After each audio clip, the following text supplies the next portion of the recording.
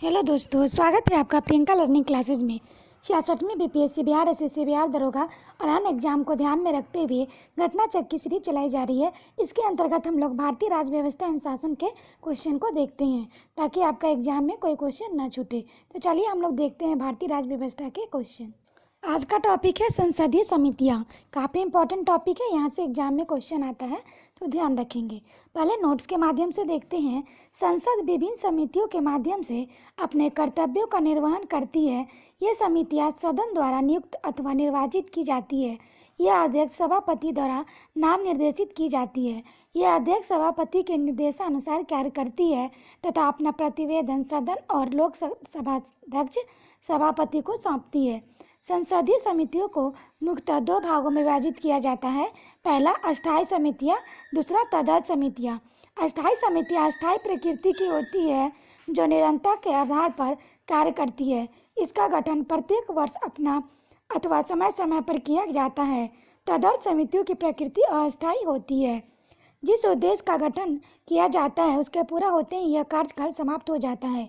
अस्थायी समितियां, बीज समितियां, विभागीय समिति, अस्थायी समिति, जांच समिति, परीक्षण एवं नियंत्रण के लिए गठित समिति, सदन के दैनिक कार्यों की संबंधित समितियां, सदन समिति अथवा सेवा समिति, बीज समितियों के अंतर्गत लोक लेखा समिति, प्राक्कलन समिति और सार्वजनिक उपक्रम समिति शामिल है। अपवाद स्वरूप कुछ समितियों को छोड़कर लगभग सभी अस्थायी समितियां लोकसभा एवं राज्यसभा में सदस्यों का अनुपात क्रमशः 2:1 का होता है।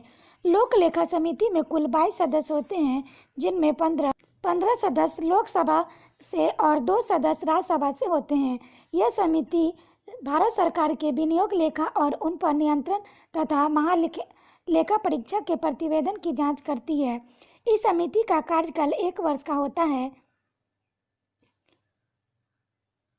प्राक्कलन समिति में सदस्यों की संख्या 30 होती है।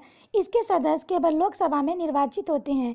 यह समिति यह बताती है कि प्रावधानों में निहित नीति के अनुरूप तथा मितव्ययता की जा सकती है तथा संगठन कार्यकुशलता और प्रशासन में क्या क्या सुधार किए जा सकते हैं।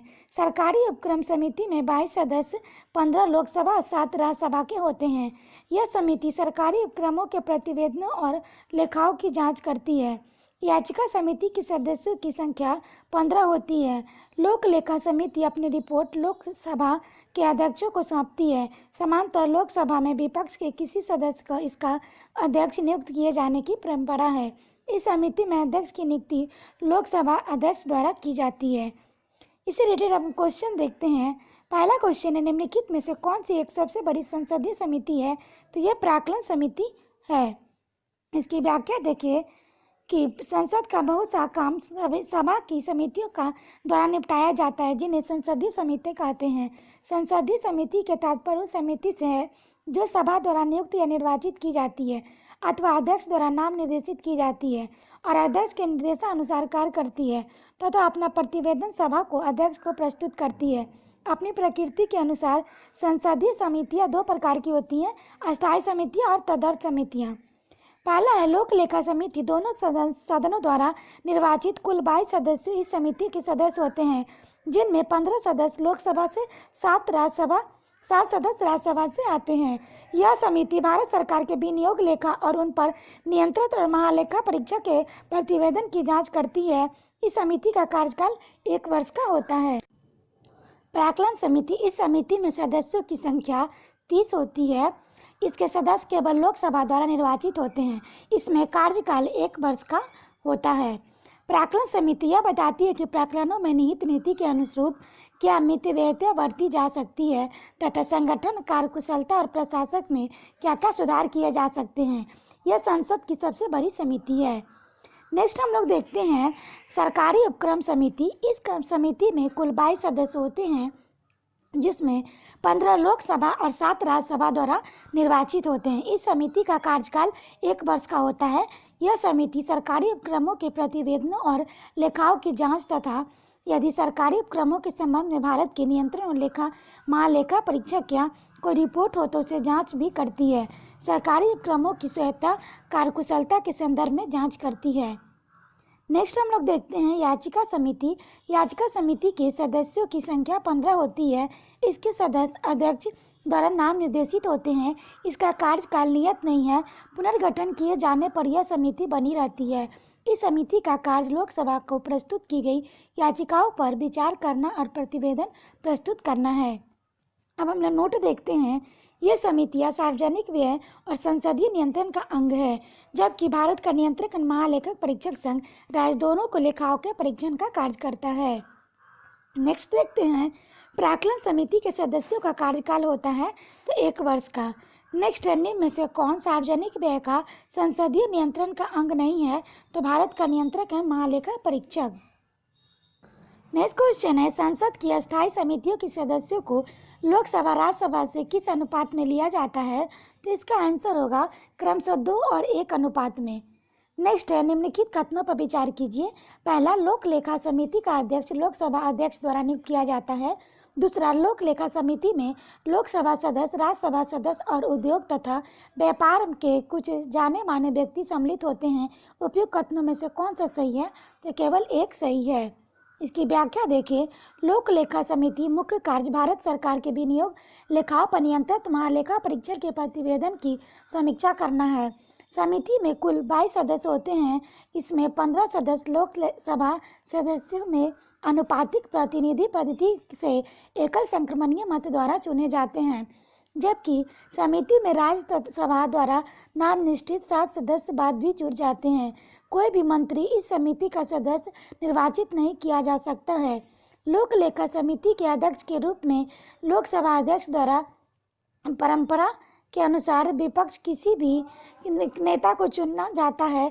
अंततः कथन 1 सत्य है, कथन 2 असत्य है, क्योंकि लोकसभा समिति के लोकसभा एवं राज्यसभा सदस्यों के अतिरिक्त उद्योग तथा व्यापार से संबंधित किसी बाहरी व्यक्ति को चुनने का प्रावधान नहीं है।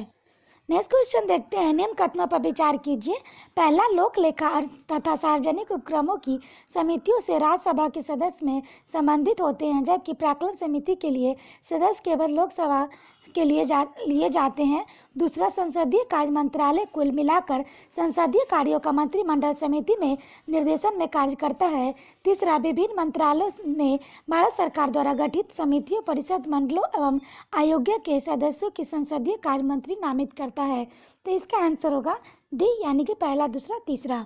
इसकी व्याख्या है। लोक लेखा समिति सार्वजनिक उपक्रमों की समिति में लोकसभा एवं राज्यसभा दोनों सदस्य 15 लोक एवं 7 राज्यसभा के होते हैं, जबकि प्राक्कलन समिति अथवा आकलन समिति में केवल लोकसभा में 30 सदस्य लिए जाते हैं। इस प्रकार कथन 1 सत्य है। संसद के दोनों सदनों में सरकारी कार्य को समन्वित करने और तत्संबंधित व्यवस्था की जिम्मेदारी संसदीय कार्य मंत्रालय को सौंपी गई है, जो कि संसदीय कार्य की मंडलीय समिति के निर्देशन में कार्य करता है। संसदीय कार्य मंत्रालय से ही संसद सदस्यों को भारत सरकार द्वारा विभिन्न मंत्रालयों को स्थापित समितियों, परिषदों, बोर्डों अथवा आयोग से मनोनीत करता है, अथवा तीनों कथन सत्य है। नेक्स्ट है, निम्नलिखित में से किस समिति में राज्यसभा को प्रतिनिधित्व नहीं होता है? तो आकलन समिति। नेक्स्ट है, संसद की लोक लेखा समिति का प्रमुख कार्य है शासन के वित्तीय लेखा और विनियमन, कंप्ट्रोलर और ऑडिटर जनरल की रिपोर्ट का परीक्षण। इसकी व्याख्या है। लोक लेखा समिति लोक व्ययों के नियंत्रण कर रखने वाली एक संसदीय समिति है, जिसमें लोकसभा के 15 और राज्यसभा के 7 सदस्यों के समेत कुल 22 सदस्य होते हैं। इसका उद्देश्य लोक व्यय का दुरुपयोग एवं अनियमितताओं को सदन के समक्ष उजागर करना होता है। यह उन लोग प्राधिकारों के विरुद्ध कार्रवाई को भी सिफारिश करती है जो व्यय के दुरुपयोग हेतु उत्तरदायी पाए जाते हैं। समिति नियंत्रक एक महालेखक परीक्षक की रिपोर्ट को आधार मानकर लोक व्यय को प्रतित करती है। समानतः विपक्ष के लोकसभा सदस्यों को इसका अध्यक्ष नियुक्त किए जाने की प्रथा 1967 से 68 है। लोक लेखा समिति के अध्यक्ष की नियुक्ति लोकसभा के अध्यक्ष द्वारा ही की जाती है। लोक लेखा समिति द्वारा अपनी रिपोर्ट लोकसभा के स्पीकर को प्रस्तुत की जाती है। नेक्स्ट है, सार्वजनिक लेखा समिति अपनी आव्याख्या प्रस्तुत करती है तो संसद को। नेक्स्ट है, लोक लेखा समिति अपनी रिपोर्ट प्रस्तुत करती है लोकसभा के स्पीकर को। नेक्स्ट क्वेश्चन है, लोक लेखा समिति अपनी रिपोर्ट प्रस्तुत करती है, तो ये भी लोक सभा के स्पीकर को। नेक्स्ट है, लोक लेखा समिति क्या रिपोर्ट प्रस्तुत की जाती है, तो लोकसभा में प्रस्तुत की जाती है। नेक्स्ट है, लोक लेखा समिति में निम्नलिखित सदस्य होते हैं, नीचे दिए गए कुछ से सही उत्तर दीजिए। तो बी होगा, लोकसभा में 15, राज्यसभा में 7 और कुल 22 सदस्य होते हैं। नेक्स्ट है, निम्नलिखित कथनों पर विचार कीजिए। पहला, लोक लेखा समिति संसदीय समिति लोकसभा के अधिकतम 25 सदस्यों से गठित होती है। दूसरा, राज्य सरकार के विनियोग और वित्त लेखाओं की जांच करती है। भारत के नियंत्रक महालेखा परीक्षक की रिपोर्ट की जांच करती है। उपयुक्त कथनों में से कौन सही है, तो दूसरा और तीसरा सही है। नेक्स्ट है, भारतीय संसद की लोक लेखा समिति के अध्यक्ष में कौन मनोनीत करता है, तो लोकसभा अध्यक्ष। नेक्स्ट क्वेश्चन है, भारत की संसद की लोक लेखा समिति के अध्यक्ष की नियुक्ति दी जाती है, लोकसभा के अध्यक्ष द्वारा दी जाती है। नेक्स्ट क्वेश्चन है, मिलान करना है, तो लोक लेखा समिति वित्तीय समिति, याचिका समिति कार्यकारी समिति, स्टॉक बाजार स्कैम संयुक्त समिति तदर्थ समिति, विभागीय समिति या स्टैंडिंग समिति है। नेक्स्ट है, राज्यसभा के सदस्यों को संबद्ध नहीं किया जाता है, तो इसका हो जाएगा इंस्ट्रूमेंट्स कमेटी से। इसकी व्याख्या देखें, प्राक्कलन कमेटी के सभी 30 सदस्य लोकसभा के लिए जाते हैं। इसमें राज्यसभा के सदस्यों के संबंध नहीं किया जाता, जबकि लोक लेखा कमेटी और सार्वजनिक उद्यमों को कमेटी दोनों 15 सदस्य लोकसभा और 7 सदस्य राज्यसभा से किए जाते हैं। नेक्स्ट है, प्राक्कलन समिति संसद के किस सदन के सदस्यों के गठित की जाती है, तो लोकसभा के सदस्यों से। नेक्स्ट क्वेश्चन है, निम्नलिखित में से कौन भारतीय संसद की वित्तीय समितियां हैं, तो इसका आंसर हो जाएगा सार्वजनिक लेखा समिति, प्राक्कलन समिति, सार्वजनिक उपक्रम समिति, यानी कि तीनों इसका हो जाएगा। नेक्स्ट है, निम्नलिखित में से कौन सी भारतीय संसद की वित्तीय समितियां हैं, तो हो जाएगा प्राक्कलन समिति, लोक लेखा समिति और लोक उपक्रम समिति। नेक्स्ट हम लोग इसकी व्याख्या देखें, भारतीय संसद की वित्तीय समितियां निम्न है। पहला, प्राक्कलन समिति, इसमें 30 सदस्य होते हैं जो 1 वर्ष के लिए कार्य करते हैं। दूसरा, लोक लेखा समिति 22 सदस्य, 15 लोकसभा और 7 राज्यसभा के और जो 1 वर्ष के लिए कार्य करते हैं। तीसरा है, लोक उपक्रम समिति 22 सदस्य, 15 लोकसभा, 7 राज्यसभा, 1 वर्ष के लिए कार्य करते हैं। नेक्स्ट है, निम्नलिखित में से कौन संसद की अस्थायी समिति नहीं है, तो इसकी व्याख्या देखिए। संसदीय समिति 2 प्रकार की होती हैं, अस्थायी समितियां, तदर्थ समितियां। कुछ अपवादों को छोड़कर दोनों सदनों में समितियों का ढांचा समान होता है। अस्थायी समितियों में 3 मुख्य विधियां, वित्तीय समितियां, आकलन समिति, लोक लेखा समिति, सार्वजनिक उपक्रम समिति। ये उन अस्थायी समितियों की जांच समिति, सार्वजनिक समिति, सदन के दिन प्रतिदिन की कार्रवाई से संबंधित समिति, अनुसूचित जातियों और अनुसूचित जनजातियों के कल्याण संबंधित समिति, सदस्यों की सुविधाओं के प्रावधान से संबंधित समिति आदि है। प्रश्नानुसार चारों विकल्प उल्लेख समितियां अस्थायी समितियां हैं। नेक्स्ट है, निम्नलिखित में से किसके बारे में संसदीय समिति गठित नहीं की गई है, तो अल्पसंख्यकों के कल्याण के बारे में। इसकी व्याख्या है, संसद की सार्वजनिक उपक्रम समिति सार्वजनिक क्षेत्र के उद्यमों के संदर्भ में नियंत्रक एवं महालेखा परीक्षक की रिपोर्ट की जांच करने तथा सार्वजनिक उद्यमों के प्रबंधन और उसके कुशलतापूर्वक चलाए जाने की जांच करती है। प्रत्येक सदन की सरकारी अवसाधनों संबंधी समिति मंत्रियों द्वारा सदन के लिए अशासनों, वादों एवं संकल्पों पर उनके कार्यान्वित होने पर नजर रखती है। संसद की प्राक्कलन समिति आकलनों की जांच, मितव्ययिता और धन के व्यय पर निगरानी रखती है। अल्पसंख्यकों के कल्याण हेतु संसदीय समिति नहीं है, बल्कि इसके लिए अल्पसंख्यक का आयोग गठन किया है। नेक्स्ट है, 2G स्पेक्ट्रम मुद्दे की जांच करने के लिए बनाई गई संयुक्त संसदीय समिति शामिल है, तो 20 सदस्य लोकसभा में और 10 सदस्य राज्यसभा में। इसकी व्याख्या है, 2G स्पेक्ट्रम घोटाले की जांच हेतु संयुक्त संसदीय समिति JPC के प्रस्ताव को लोकसभा द्वारा 24 फरवरी 2011 को, राज्यसभा द्वारा 1 मार्च 2011 को पारित किया गया। 4 मार्च 2011 को संयुक्त संसदीय समिति गठित की गई। इस संयुक्त संसदीय समिति में कुल 30 संसद सदस्य शामिल किए गए, जिसमें 20 लोकसभा से 10 राज्यसभा से हैं। नेक्स्ट है, 2G स्पेक्ट्रम कांड की जांच करने हेतु बनी संसद की संयुक्त समिति का अध्यक्ष कौन है, तो ये है PC चाको। इसकी व्याख्या है 2G स्पेक्ट्रम कांड की जांच करने हेतु संयुक्त संसदीय समिति का अध्यक्ष पीसी चा को बनाया गया था, जिसने अपनी रिपोर्ट लोकसभा अध्यक्ष मीरा कुमार को सौंपी। नेक्स्ट है, भारतीय संसद की रीति से प्रशासन का पर नियंत्रित करती है तो संसदीय समिति के माध्यम से। इसकी व्याख्या है, भारतीय संसदीय समितियों के माध्यम से प्रशासन पर नियंत्रण करती है। उदाहरण, लोक वित्त पर नियंत्रण वह 3 समितियों के माध्यम से करती है: लोक लेखा समिति, प्राक्कलन समिति, लोक उपक्रमों समिति।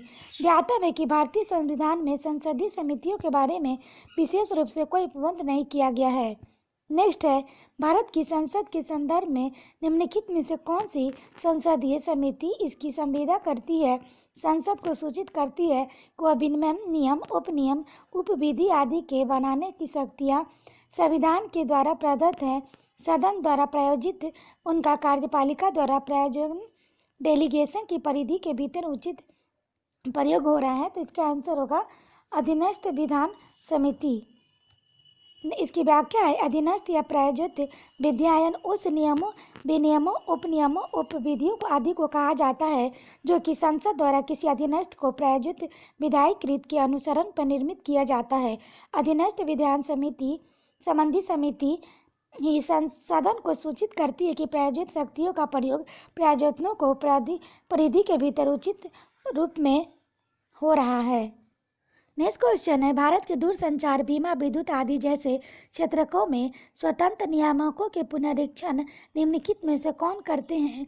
तो इसका आंसर हो जाएगा संसद द्वारा गठित तदर समितियां और संसदीय विभाग संबंधी अस्थायी समितियां। इसकी व्याख्या हम लोग देखें, भारत में दूरसंचार, बीमा, विद्युत आदि जैसे क्षेत्रों में स्वतंत्र नियामकों का पुनरीक्षण संसद द्वारा गठित तदर समितियां और संसदीय विभाग संबंधी अस्थायी समितियां करती है। इसके पुनरीक्षण से वित्त आयोग, वित्तीय क्षेत्र, विधायी सुधार आयोग एवं नीति आयोग संबंधित नहीं है। आशा करते हैं आपको यह वीडियो पसंद आया होगा। वीडियो पसंद आए इसे लाइक करें, शेयर करें और साथ ही जो भी प्रॉब्लम है उसे कमेंट बॉक्स में कमेंट करें।